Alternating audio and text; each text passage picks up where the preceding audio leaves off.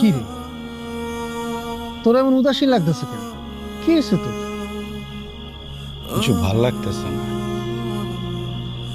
সকাল থেকে একটা চিন্তা খালি মাথার মধ্যে ঘুরপাক খাইতেছে।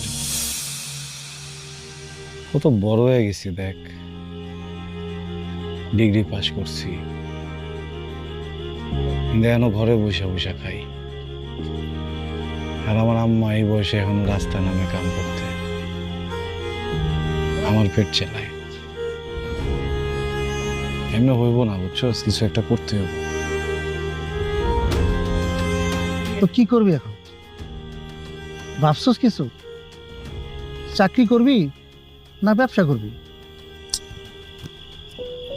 এই চাকরি বাকরি আমার দেওয়া হবে না, ভাবতেছি একটা ছোটখাটো ব্যবসা করি।